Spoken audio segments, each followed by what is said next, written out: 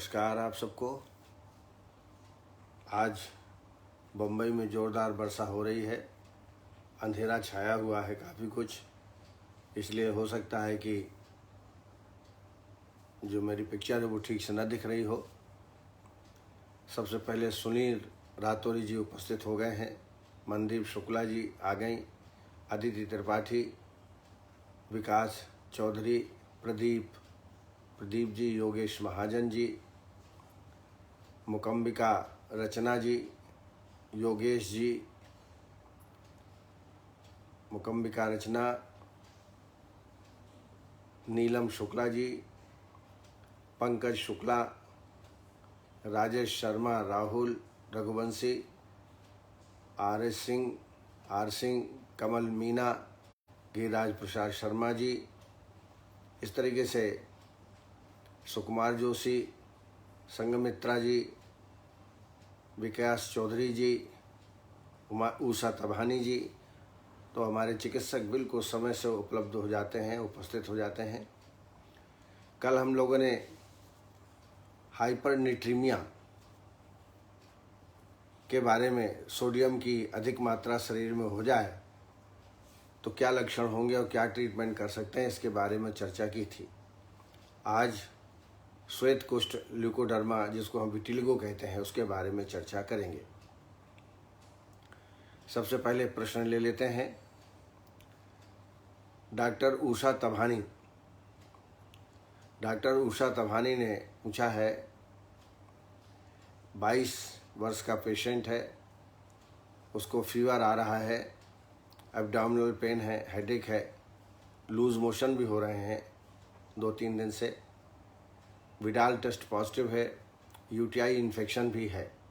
तो इसमें निश्चित रूप से कई प्रकार की बीमारियां एक साथ हैं, ऐसा इसमें प्रतीत होता है। सबसे पहले लूज मोशन हो रहे हैं, इसको पहले रोकें। इसके लिए गंगाधर चूर्ण या लघु गंगाधर चूर्ण, लाई चूर्ण आदि का प्रयोग करके पहले लूज मोशन रोकें। लूज मोशन रुक जाएंगे तो हो सकता है एब्डोमिनल पेन भी ख़त्म हो जाए।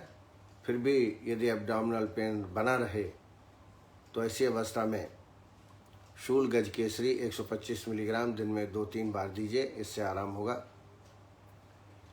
मोशन कम होगा तो हेडेक भी थोड़ा कम हो सकता है। फीवर यदि है तो संजीवनी बटी दीजिए, 2-2 गोली दिन में 2 बार। यूटीआई इन्फेक्शन के लिए चंद्रप्रभा बटी 2-2 गोली दिन में 2 बार। साथ में वरुणादि क्वाथ या तृणपंचमूल क्वाथ का सेवन बार बार कराएं। तो ऐसा सिम्टम देख करके रोगी का ट्रीटमेंट करें। अगर विडाल पॉजिटिव है तो टाइफाइड है ये मान के चलें, तो टाइफाइड के लिए सूत शेखर रस 125 मिलीग्राम, त्रिभुवन कीर्ति रस 125 मिलीग्राम, कोदंती 250 मिलीग्राम, ये दिन में 3 मात्राएं शहद के साथ सेवन कराएं। संजीवनी बटी जरूर आप इसमें दें। सुदर्शन खंड बटी का सेवन भी आप पेशेंट में करा सकते हैं। यूट्यूब से राणा भट्टाचार्य का प्रश्न है। उन्होंने ये पूछा है कि शिग्रू और गिलोय क्या डायबिटीज़ 1 में लाभप्रद होते हैं? तो मेरी नज़र में या मेरे संज्ञान में नहीं है कि शिग्रू और गिलोय डायबिटीज़ 1 टाइप में लाभ करते हैं। यदि आपके पास कोई प्रमाण हो, कहीं रेफरेंस हो तो ज़रूर बताइएगा। मेरे जानकारी में इनका कोई रोल डायबिटीज़ 1 में नहीं होता है। डॉक्टर विनोद पटेल, उन्होंने पूछा है, एक 3 महीने का बालक है, बेबी है, उसको स्पाइनल बाइफाइडा नामक रोग हो गया है। स्पाइनल बाइफाइडा नामक रोग हो गया है। पहले ये समझ लें ये क्या है। स्पाइनल बाइफाइडा यह एक प्रकार का जन्मजात रोग है, जिसको जेनेटिक डिसीज़ कहते हैं। इसमें स्पाइनल कार्ड का जितना विकास होना चाहिए प्रॉपरली वो नहीं होता है। It is a type of neural tube defect, और कभी कभी इसके कारण लोअर लिम्ब में पैरालिसिस हो सकता है। लर्निंग डिफ़िकल्टीज़ भी हो सकती हैं, लेकिन ये बच्चा है, लर्निंग क्या कर पाएगा, लेकिन पैरालिसिस डेवलप हो सकता है। ये निश्चित रूप से असाध्य व्याधि है, पर इसमें चूँकि बच्चा है अभी, तो वह अभ्यंग अश्वगंधा बला तैल से करें। अभी 3 महीने का है तो अब षष्टिकशाली से तो आप कर नहीं पाएंगे, लेकिन अश्वगंधा बला तैल से मालिश करें। औषधियों में कुमार कल्याण रस 30 मिलीग्राम और बाल रोगांतक रस 30 मिलीग्राम, ये दोनों मिला करके और शहद के साथ सेवन कराएं।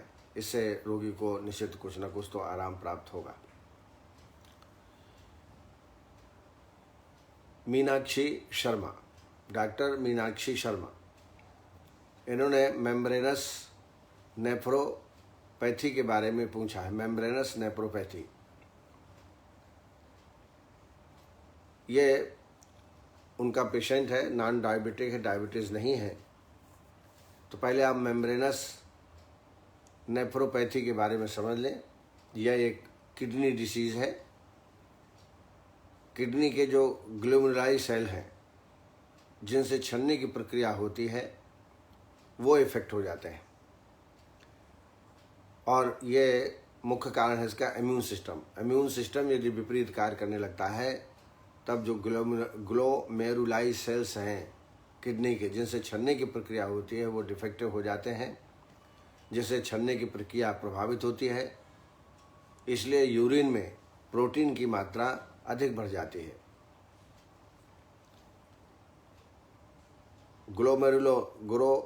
ग्लोमेरुलाई सेल्स जो हैं, जैसा मैंने बताया, छनने की प्रक्रिया करते हैं।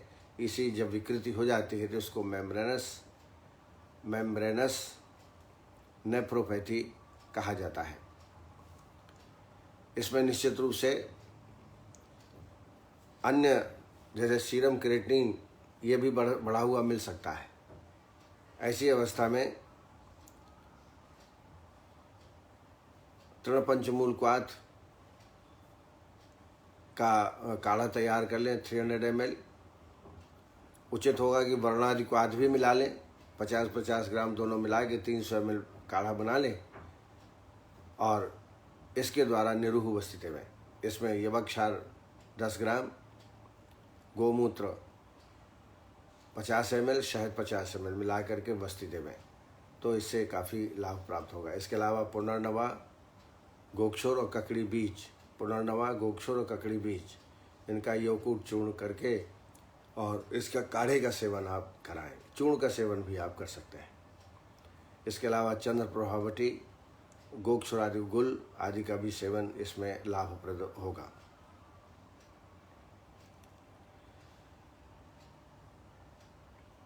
डॉक्टर विजय सैनी, इन्होंने फूड पॉइजनिंग के ट्रीटमेंट के बारे में पूछा है।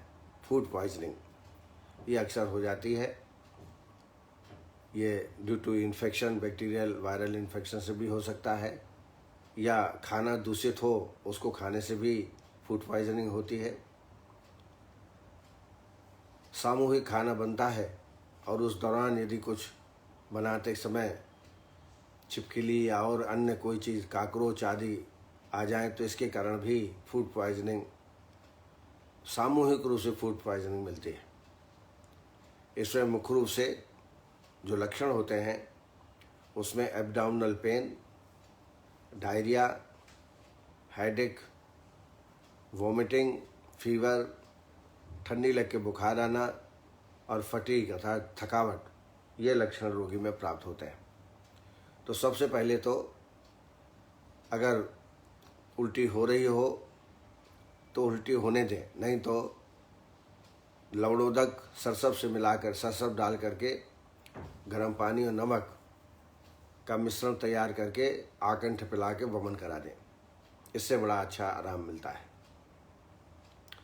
दूसरा, उपवास कराएं, लघु आहार देवें, इसलिए अपने आप ही ये ठीक हो जाता है। इसकी कोई अलग से ट्रीटमेंट नहीं है, लाक्षणिक चिकित्सा है।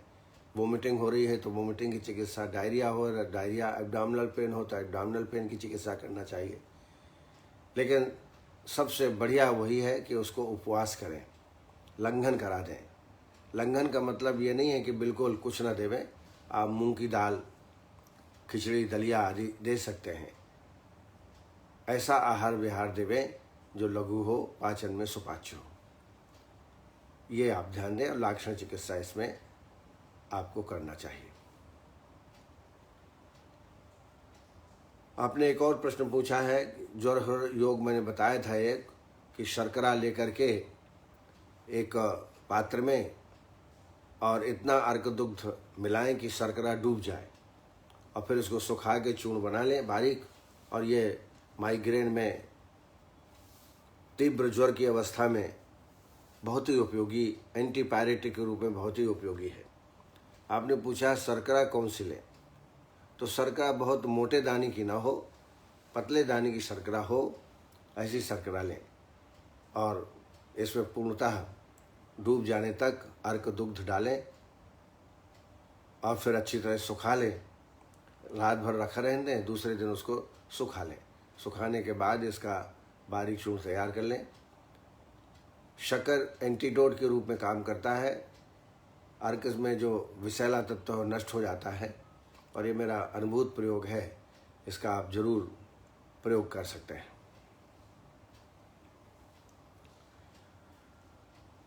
कृष्णा नायक जी ने हिर्स्यूटिज्म को आयुर्वेद में कैसे मैनेजमेंट कर सकते हैं, इसके बारे में पूछा है। इस व्याधि में unwanted hair growth, male pattern के हेयर ग्रोथ स्त्रियों में, दाढ़ी में हो जाता है और इसी को हम हिर्स्यूटिज्म कहा जाता है। ये हार्मोनल डिफेक्ट है। इसमें सही अगर अच्छी तरह चिकित्सा करना है तो आप शोधन कराइए, वमन, विरेचन और वस्ती। वमन, विरेचन और वस्ती कराने के पश्चात रसायन औषधियों का सेवन कराएं। इसके अलावा इसमें ताम्र भस्म 60 मिलीग्राम, गिलोय सत्र 250 मिलीग्राम और हरिद्रा 5 ग्राम, यह योग लगातार 3 महीने तक देवें। ताम्र भस्म 125 मिलीग्राम, गिलोय सत्र 250 मिलीग्राम, हरिद्रा चूर्ण जो है 5 ग्राम, ये दिन में 2 बार शहद के साथ या गर्म पानी के साथ सेवन कराएं। ये बड़ा लाभप्रद योग है। इसके अलावा कांचनादि बटी, कांचनादि गुगुलू 2 दिन में 2 बार, त्रिफला और पिपली चूर्ण, त्रिफला 5 ग्राम, पिपली चूर्ण 5 ग्राम, ये भी इसके लिए उपयोगी चिकित्सा है। लेकिन ये धैर्य करके ही ट्रीटमेंट करना पड़ेगा, तुरंत लाभ नहीं प्राप्त होता। लगभग 3-4 महीना आपको ट्रीटमेंट देना पड़ेगा। शोधन कराने से जो हार्मोनल इम्बैलेंस है वो निश्चित रूप से ठीक होता है। साथ में कुमारी आसो 4 चम्मच और 4 चम्मच पानी भोजन के बाद दोनों टाइम पेशेंट को देना चाहिए। डॉक्टर रूपाली देशमुख, इन्होंने न्यूरल्जिया पेन के ट्रीटमेंट के बारे में पूछा है। न्यूरल्जिया पेन ये किसी नर्व में हो सकता है, कहीं भी पेन हो सकता है। पेन बड़ा सूदिंग और बर्निंग सेंसेशन होता है, जलन युक्त और अच्छी, जो सूदिंग जिसको इफेक्ट कहते हैं, वैसे लक्षण रोगी में प्राप्त होते हैं। ये किसी भी, मैंने बताया, किसी भी नर्व में इस प्रकार तकलीफ हो सकती है। इसके बहुत प्रकार हो सकते हैं, जैसे ट्राइजेमिनल न्यूरल्जिया बहुत फेमस ट्रीटमेंट है और फेमस पेशेंट वो भी है। इससे तुलना, अर्धित से भी तुलना इसकी की जाती है। लेकिन ट्राइजेमिनल जैसे नाम से स्पष्ट है, 3 नर्व्स इसमें इफेक्टेड होती हैं। ऑक्सीपिटल न्यूरल्जिया, सिरा दर्द होता है, में सिराशूल होता है। ग्लासोफेरिंजियल न्यूरल्जिया, ग्लासोफेरिंजियल, इसमें निगलने में परेशानी और वेदना भी साथ साथ होती है। निश्चित रूप से इसमें नर्व से संबंधित आपको ट्रीटमेंट करना पड़ेगा। इसके लिए सबसे बढ़िया, मैं खास तौर से ट्राइजेमिनल न्यूरल्जिया के बारे में मेरा एक्सपीरियंस है। इसमें योगेंद्र रस 60 मिलीग्राम, वात कुलांतक 125 मिलीग्राम और मुक्ता प्रोआल पंचामृत 60 मिलीग्राम, ये दिन में 3 मात्राएं ब्राह्मी अवले के साथ आप सेवन कराएं। इससे निश्चित 100% पेशेंट में आराम प्राप्त होता है। यही लगभग ऑक्सीपिटल है तो उसमें शरासूल बजड़ी और जोड़ दीजिए। योगेंद्र रस 60 मिलीग्राम, वातकुलांत 125 और शरासूल बजड़ी रस 250 मिलीग्राम। ये दिन में 3 मात्राएं च्यवनप्राश के साथ या ब्राह्मी अवलेह के साथ इसका सेवन आप कराएं। साथ में टैबलेट नियो, पल्सी न्यूरॉन, अश्वगंधा, केवांच बीज, इनका प्रयोग जरूर कराएं।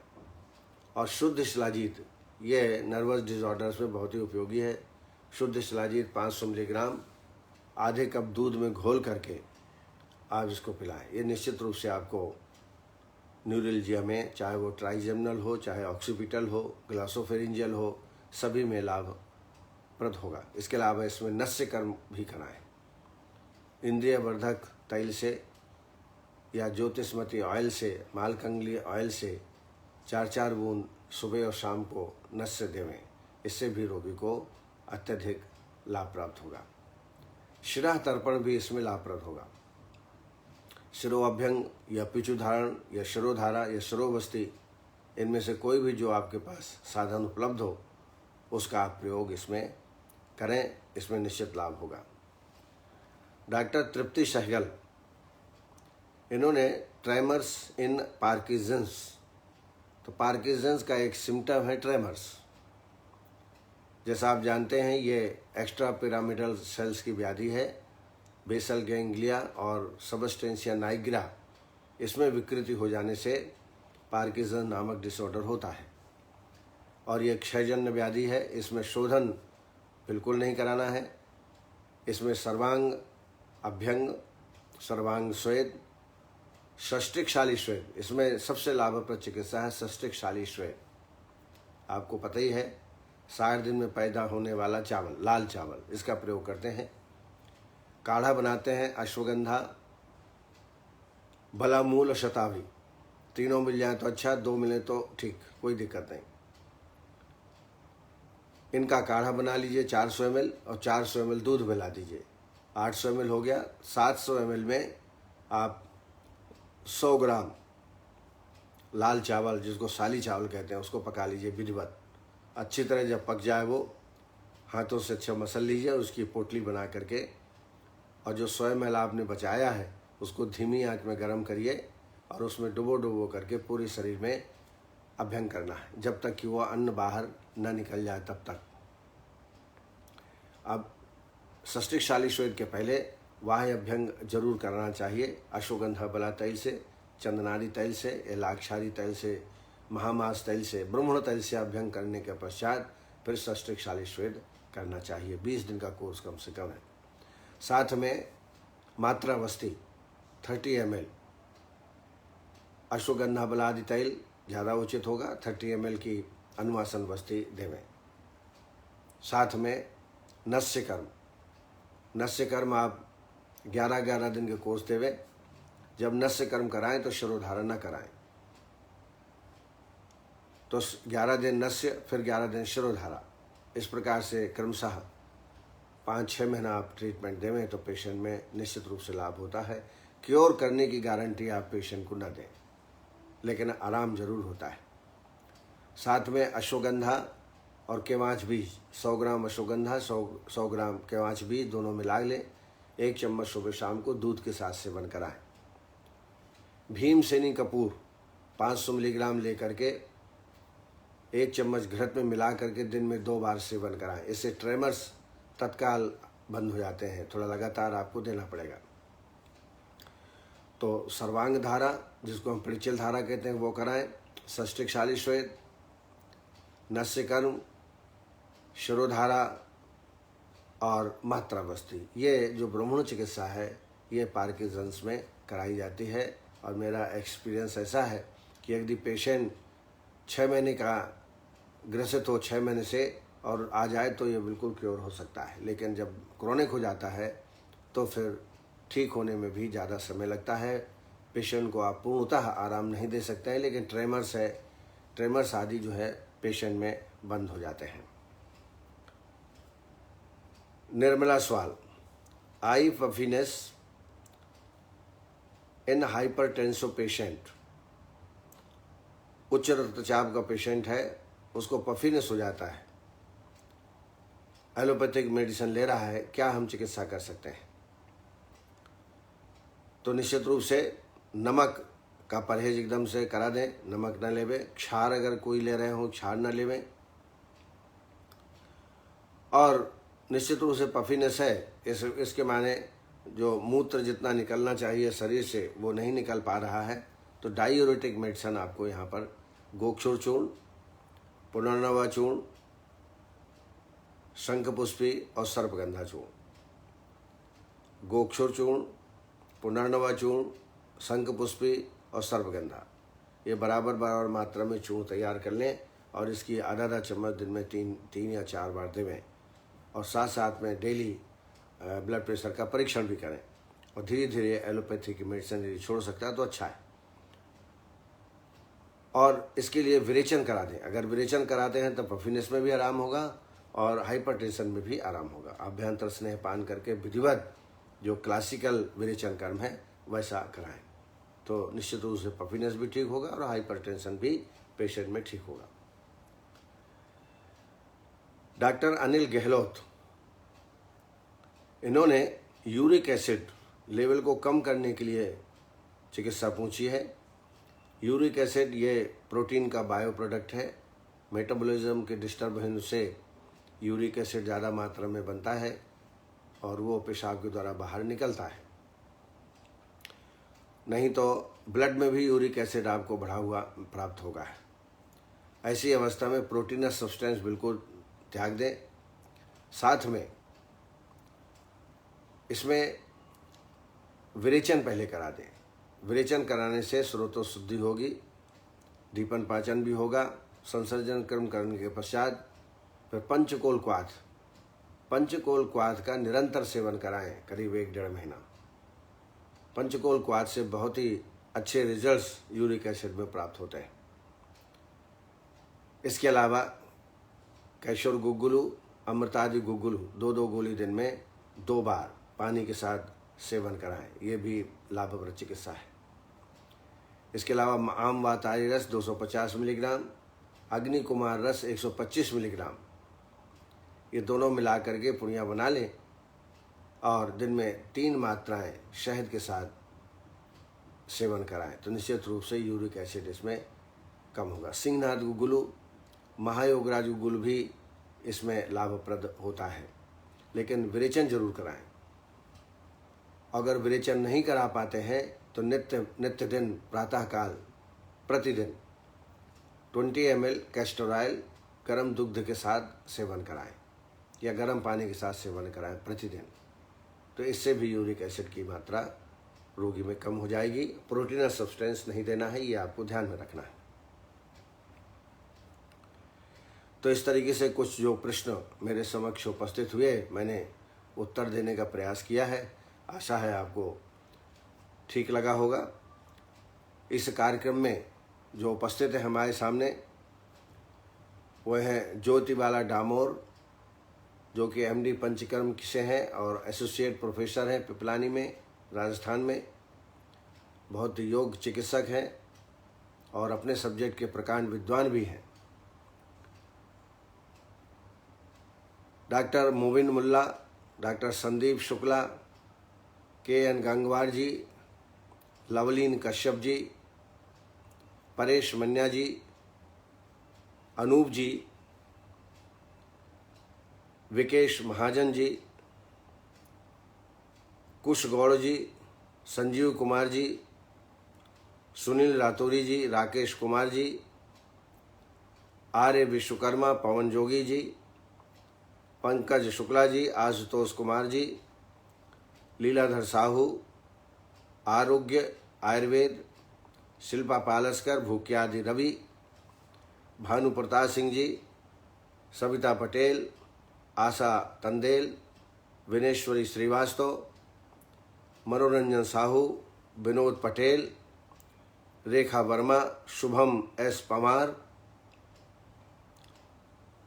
साम्या गुप्ता, आनंद आयुर्वेद, प्रशांत जी, वंदना पाठक जी, नीलम शुक्ला जी, अदिति त्रिपाठी जी, अरुण शर्मा, रीना शर्मा, तृप्ति सिंघल, अर्चना वर्मा, मनीष खरे, भारत ठोक, मुडक्कल वासु, गौरव पारधी आदि सभी चिकित्सक हमेशा की तरह कार्यक्रम को संज्ञान लेते हैं, सुनते हैं। आप सबको बहुत बहुत हार्दिक शुभकामनाएं और इसी तरह आप विषय को बढ़ाने के लिए नित्य प्रतिदिन अध्ययन अध्यापन में ध्यान देना चाहिए, क्योंकि शास्त्र ज्ञान बहुत आवश्यक है। ज्ञान प्राप्त करने के 3 साधन होते हैं, अध्ययन, अध्यापन और संभाषा परिषद। तो एक तरीके से संभाषा परिषद ही है। आइए आज शुद्ध पर ल्यूकोडर्मा पर चर्चा करेंगे। यहाँ 2 शब्द का प्रयोग हो रहा है, ल्यूकोडर्मा और विटिलिगो। ल्यूकोडर्मा माने क्या होता है? ल्यूको माने होता है व्हाइट, डर्मा माने त्वचा। ऐसी व्याधि जिसमें त्वचा व्हाइट हो जाए उसको ल्यूकोडर्मा कहते हैं। और ख़ास तौर से ये जल जाने के बाद या वुंड से हील हो जाने के बाद जो स्कार बनता है व्हाइट, उसको ल्यूकोडर्मा कहते हैं और यह असाध्य श्रेणी में आता है। और जो विटिलिगो है वो एक्चुअली व्याधि है, ये साध्य भी है असाध्य भी है। तो विटिलिगो और ल्यूकोडर्मा में सामान्यतः ये अंतर है। सामान्यतः हम लोग ल्यूकोडर्मा और विटिलिगो एक ही मान के चलते हैं। कुष्ठ के अंदर इसका वर्णन है, लेकिन जो महाकुष्ठ है वो इन्फेक्शियस हो सकता है, लेकिन श्वेत कुष्ठ इन्फेक्शियस नहीं होता। लेकिन समाज में इसको बहुत ही बुरी दृष्टि से देखा जाता है, इसलिए ये मानसिक रूप से कष्ट देने वाली व्याधि है। इस वजह से इसकी चिकित्सा तत्काल करना चाहिए। ऐसा कहा है, शीघ्र चिकित्सा करें। अगर शीघ्र चिकित्सा करेंगे तो निश्चित रूप से लाभ हो सकता है। हमारे देश में लगभग 5 से 8% लोग विटिलिगो से ग्रसित हैं। अधिकतर पेशेंट आपको गुजरात, राजस्थान में लगभग 10% लोग इस व्याधि से ग्रसित हैं। क्योंकि कारणों का हम जब विचार करेंगे तो देखेंगे कि वहाँ विरुद्ध आहार सेवन करना एक प्रमुख कारण है श्वेत कुष्ठ की उत्पत्ति में। और इन प्रदेशों में विरुद्ध आहार का सेवन, जैसे खिचड़ी और दूध, खिचड़ी में नमक रहता है, नमक और दूध बिल्कुल विरुद्ध है, उसका सेवन करते हैं। दूसरा, गुड़, शक्कर या नमक दोनों मिला करके चटनी बनाते हैं, दाल में डालते हैं, कई ऐसे चीज़ बनाते हैं जो विरुद्ध आहार विहार होता है। और इस वजह से संभवतः इन प्रदेशों में श्वेत कुष्ठ की मात्रा अधिक प्राप्त होती है। ये एक प्रकार से रंजक पित्त की व्याधि है, जिसको मेलेनिन कहते हैं। मेलेनोसाइट्स नामक सेल्स होते हैं जो कि त्वचा में रंग को प्रदान करते हैं। और जब विरुद्ध आहार का सेवन किया जाता है लगातार, तो मेटाबॉलिज्म डिस्टर्ब होता है। मेटाबॉलिज्म के डिस्टर्ब होने से तमाम प्रकार के टॉक्सिन्स, आम की उत्पत्ति होती है और यह आम इम्यून सिस्टम है उसको डिस्टर्ब करता है, इम्यूनोलॉजी को डिस्टर्ब करता है। और इसकी वजह से जो मेलेनिन सेल्स हैं, मेलेनोसाइट सेल्स हैं, वो डिजनरेट हो जाते हैं और उसकी वजह से रंजन क्रिया प्रभावित होती है, जिसकी वजह से विटिलिगो की उत्पत्ति होती है। यह त्वचा की चतुर्थ स्तर, जिसको ताम्रा कहते हैं, ताम्रा की विकृति से ही विटिलिगो की उत्पत्ति होती है। इसके अलावा आघात, व्रण, जल जाने से जो श्वेत व्रण होता है, जैसा मैंने बताया, उसको हम ल्यूकोडर्मा कहते हैं।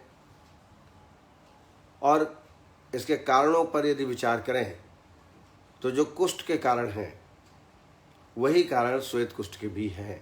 हालांकि श्वेत कुष्ठ के लिए विशेष कारण भी बताए हैं, लेकिन जो सामान्य कारण हैं उसमें सबसे पहला विरोधी आहार विहार।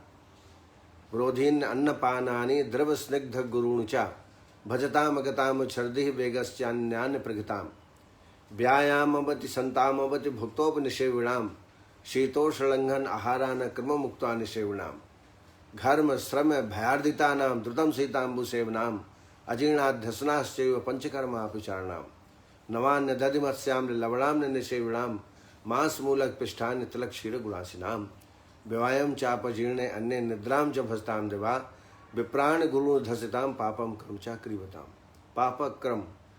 पाप क्रम से भी होता है। पूर्व जन्म कृत जो कार्य है अगर आपने ढंग से नहीं किए तो वर्तमान युग में वर्तमान समय में आपको कुष्ठ के रूप में उसकी सजा दी जाती है। ऐसा भी आचार्य चरक कहते हैं। और इसके विशिष्ट कारण जो बताए हैं, वचांस तथ्यानि कृतज्ञ भावो, झूठ बोलना, कृतज्ञ, गुरु का अपमान करना, देवताओं का अपमान करना, पापक क्रिया करना, साथ में विरोधी आहार विहार का सेवन करना, कटु अम्ल लवण तीखे पदार्थ निरंतर ज्यादा सेवन करना, वचांस तथ्यानि कृतज्ञ भाव निंदा सुराणाम गुरु दर्शनाम पापक क्रिया पूर्व कृतम च कर्म हेतु किलासस्य विरोधी चान्नम। हेतु किलासस्य विरोधी चान्नम। आचार्य चरक ने श्वेत कुष्ठ को किलास नाम दिया है। ये प्रमुख कारण होते हैं श्वेत कुष्ठ के। संप्राप्ति देखें तो संप्राप्ति भी कुष्ठ के समान है। श्वेत कुष्ठ का वर्णन लास्ट में किया है। कुष्ठ की चिकित्सा के बाद श्वेत कुष्ठ का वर्णन किया है और पहले चिकित्सा का वर्णन किया है, उसके बाद फिर कारण आदि का विवरण दिया है। इसके माने यह हुआ कि जो कुष्ठ की चिकित्सा है वही लगभग चिकित्सा श्वेत कुष्ठ की भी है। हालांकि श्वेत कुष्ठ की विशेष चिकित्सा भी, उसकी अपन चर्चा करेंगे। तो यहाँ श्वेत कुष्ठ में या कुष्ठ में तीनों दोष और 4 दूष्य, 3 दोष और 4 दूष्य, 7 दूष मिलकर के, दोष मिलकर के रोग की उत्पत्ति करते हैं। वातादयस्त्रः दुष्टा त्वग रक्त मांसाम्बुचा दूष्यन्ति सकुष्ठानाम सप्तको द्रव्य संग्रह अतः कुष्ठानि जायन्ते सप्तचैक दशयुचा न चैक दोषजम किंचित कुष्ठम समुपलते। तो ये दूष्य जो मैंने बताया, 3 दोष और 4 दूष्य, 7 दोष मिलकर के कुष्ठ की उत्पत्ति करते हैं। एक रोग है विसर्प, वहां भी 7 दोष यही है। रक्तलसी का त्वक्मा दूषम दोषस्त्र मलाह, वहां भी 7 प्रकार के हैं। लेकिन यहाँ एक साथ दूषित होना आवश्यक है कुष्ठ में, लेकिन विसर्प में इनका एक साथ दूषित होना आवश्यक नहीं है। रक्तलसी का त्वक्मा दूषम दोषस्त्र मलाह विसर्पणाम समुद्रतो विज्ञा सप्त धातवाह। तो इस तरीके से त्रिदोष के प्रकोप और 4 दूषों के दूषण होने से कुष्ठ की उत्पत्ति होती है। यही संप्राप्ति श्वेत कुष्ठ के लिए भी हम कर सकते हैं। लेकिन हरि संहिता ने बताया है कि वायु से प्रेरित होकर पित्त त्वचा में जाकर रक्त के साथ कुपित होकर पांडु रोग की उत्पत्ति करता है। पांडु वर्ण उत्पन्न होता है, जिसे ही हम सूत्र कहते हैं। और जैसे मैंने बताया, घटक द्रव्य दोष है त्रिदोष, और दूसरों में रक्त मांस मेद, रक्त मांस मेद ये दूष्य हैं, 3 दूष्य हैं। आप यहाँ देखिए, कुष्ठ में 7 दूष्य हैं, माने 3 दोष और 4 दूष्य। लेकिन श्वेत कुष्ठ में 3 दोष हैं, साथ साथ में रक्त मांस मेद ये दूष्य हैं। स्रोतस में रसवाह स्रोतस और रक्तवाह स्रोतस, और ये संग प्रकार की व्याधि है। स्रोतो संग अति प्रवृत्ति संगो व शराणाम ग्रंथो अपिवा बीमार गणम चावि स्रोत साम च दुष्ट लक्षण। यहाँ दोषों के संग होने से ये व्याधि उत्पन्न होती है। आइए सामान्य लक्षण देखें तो शरीर में त्वचा श्वेत वर्ण की हो जाती है, लेकिन स्राव इसमें नहीं होता है किसी प्रकार का। विशिष्ट लक्षण देखिए, रक्त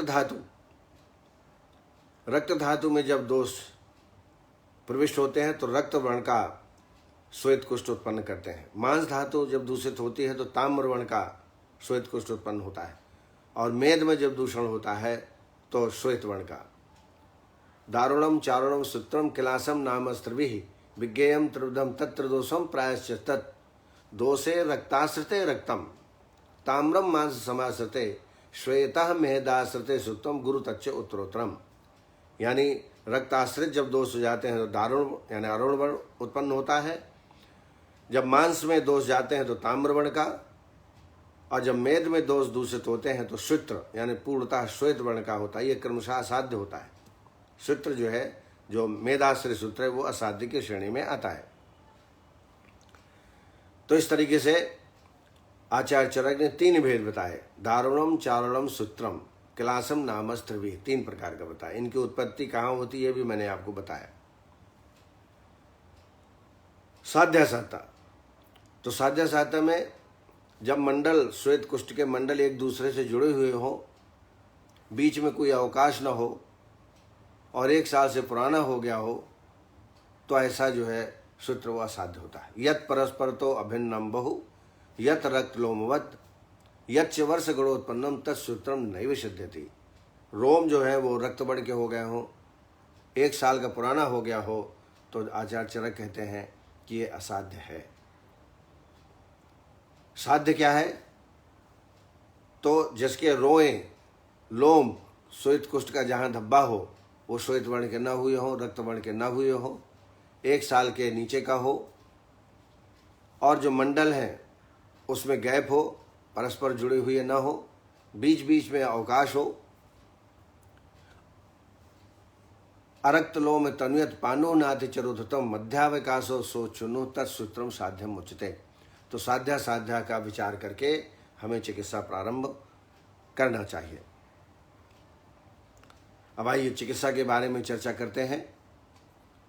तो जैसा मैंने पहले बताया आपको, जो कुष्ठ की चिकित्सा है उसमें वमन, विरेचन, अनुवासन, नस्यकर्म, रक्त मोक्षण, ये क्रमशः जो चिकित्सा कुष्ठ की बताई है वही चिकित्सा श्वेत कुष्ठ में करना चाहिए। यानी पहले वमन कराएं, विरेचन कराएं, नस्यकर्म कराएं, वस्ती, शिरावेद, ये क्रमशः सारी चिकित्सा इसमें आपको पहले कराना चाहिए। फिर श्वेत कुष्ठ की विशेष चिकित्सा है जिसमें बताया मलपूवसनम, मलपूरस और गुड़ के साथ 3 दिन तक रोगी को विरेचनार्थ द्रव्य देना चाहिए, वो विशेष चिकित्सा है। तो पहले आप सामान्य चिकित्सा के बारे में चर्चा कर लेते हैं।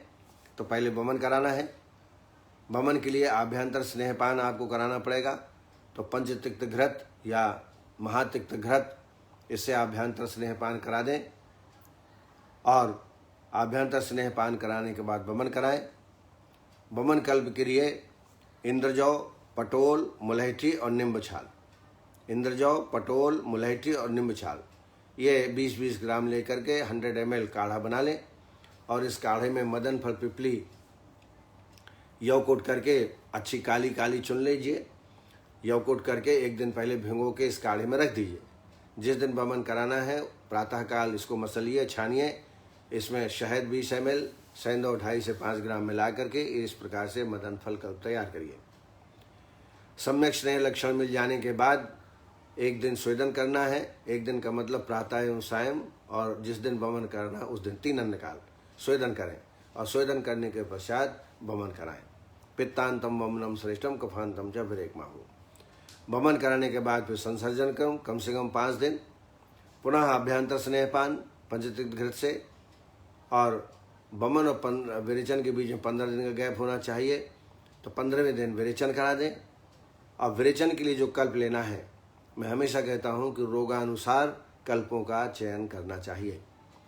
तो जो कुष्ठ में बताया गया है उसमें त्रिफला, निशोथ और दंती मूल। त्रिफला 30 ग्राम ले लीजिए, और निशोथ 20 ग्राम, दंती मूल 20 ग्राम, इनका काढ़ा बना लीजिए 100 ml, और इसमें 40 ml कैस्टर ऑयल मिला करके विरेचन करा दें। विरेचन करने के पश्चात संसर्जन क्रम कराएं। संसर्जन क्रम करने के पश्चात विरेचन के 9वें दिन से वस्ती प्रारंभ करें। सामान्यतः कुष्ठ में अनुवासन वस्ती वर्जित है। उदरी च प्रमेही च कुष्ठी स्थूला च मानवाहा अवश्यम स्थापनास्याति नानुवासस्य कथंचन। अनुवासन वस्ती नहीं देना चाहिए। लेकिन यदि वायु की वृद्धि हो जाए, तो गुदा में चुनचुनाहट हो, उदरशूल हो, तो आप चंदनारी तैल की या चाल मुगरा तैल की या निम्ब तेल की आप अनुवासन वस्ती 30 ml की मात्रा में दे सकते हैं, लेकिन मुख्य रूप से आपको निरूह वस्ती का प्रयोग कराना है। अब निरूह वस्ती में क्या क्या द्रव्य होंगे वो मैं आपको बताना चाहूँगा, जो कि बिल्कुल अनुभूत हैं, शास्त्रगत हैं। आप इसका प्रयोग करेंगे तो श्वेत कुष्ठ में निश्चित रूप से आराम मिलेगा। निरूह में दारू हल्दी, कंटकारी, खस, पटोल, मदनफल, वाकुची, निम्बछाल, अमलतास, इंद्रजौ और नागरमोथा। मैं फिर से रिपीट करता हूँ। दारू हल्दी, कंटकारी, खस, पटोल, मदनफल, वाकुची, निम्बछाल, अमलतास, कगूदा, इंद्रजौ और नागरमोथा। ये बराबर बराबर मात्रा में 20-20 ग्राम प्रत्येक को लेकर के यौकुट कर लें और 8 गुना पानी डाल करके 300 ml शेष रहने तक वस्ती तैयार कर लें। प्रारंभ दिन है तो प्रारंभ में पहले एक अनुवासन लगा दीजिए, चंदनादि तेल की या चाल मोगरा तेल की या निम्ब तेल की। उसके पश्चात फिर लगातार निरूह वस्ती ही दीजिए।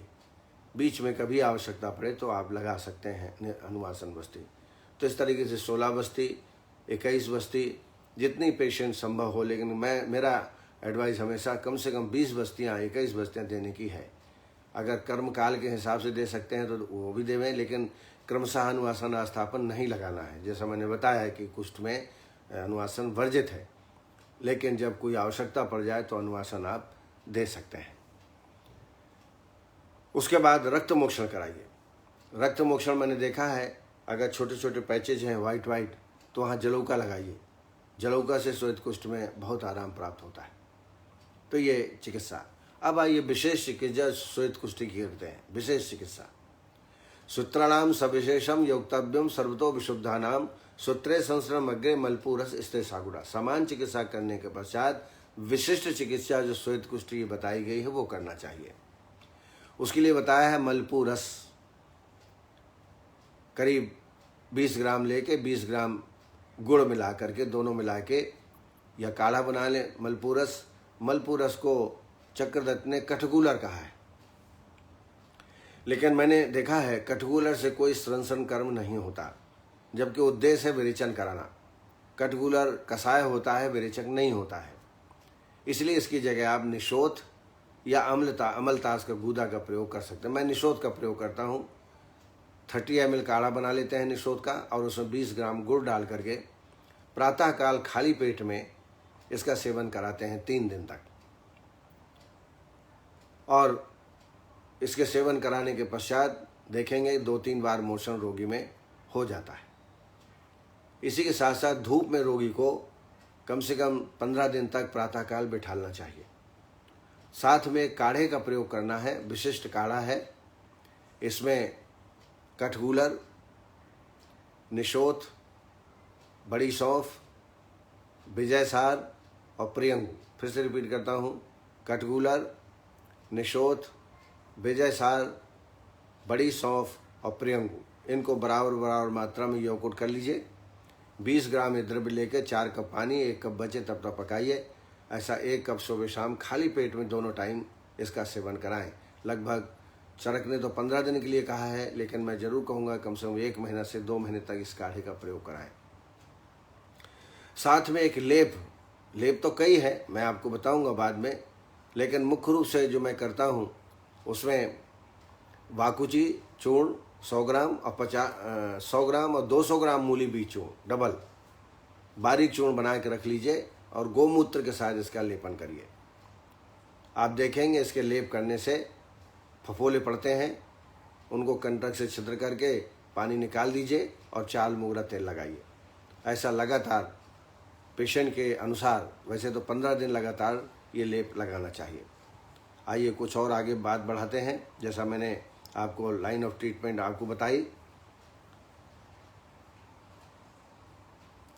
खदिर क्वाथ जो है श्वेत कुष्ठ के लिए बहुत श्रेष्ठ है। प्यास लगने पर अधिक मात्रा में जितना आप खदिर क्वाथ पिला सकें वो लेना चाहिए। लेप के बारे में मैंने आपको एक लेप बताया था, मूली बीज और वाकुची का। दूसरा लेप आप नोट कर लीजिए, बहुत इम्पॉर्टेंट है, मनः शिलादि लेप। इसमें मैनसिल, विडंग, काशीश और गोरेचन। फिर से मैं बोल रहा हूँ, मैनसिल, विडंग, काशीश, गोरेचन, कनक पुष्पी, सेंधो। बराबर बराबर मात्रा में बारीक चूर्ण तैयार कर लें और पानी में पीस करके जहाँ जहाँ श्वेत कुष्ठ है वहाँ इसका लेपन 24 घंटे में एक बार करें। फिर जब ये सूख जाए या निकल जाए उसके पश्चात चाल मोगरा तेल जरूर लगाएं। दूसरा एक लेप बहुत ही इम्पॉर्टेंट है, नीलकमल, कूट और सेंधो। नीलकमल, कूट और सेंधो बराबर मात्रा में चूर्ण तैयार करके शीशी में भर के रख लें। जब लगाना हो तो गोमूत्र में पीस करके और श्वेत कुष्ठ में लगाएं। मूली बीज और वाकुची बीज का मैंने आपको बताया। दूसरा है, एक और बढ़िया लेप है, कठगूलर, वाकुची और चित्रक। कठगूलर, वाकुची और चित्रक, इनको गोमूत्र में पीस करके लेप करें और बौन विरेचन के बाद जैसे मैंने बताया रक्त मोक्षण करें। रस औषधियों में श्वेतारी रस या श्वेतारी रस मिल जाए 125 मिलीग्राम, स्वर्णमाक्षिक 250 मिलीग्राम, रसमाणिक्य 60 मिलीग्राम। ऐसे दिन में 2 मात्राएं शहद के साथ चटावें।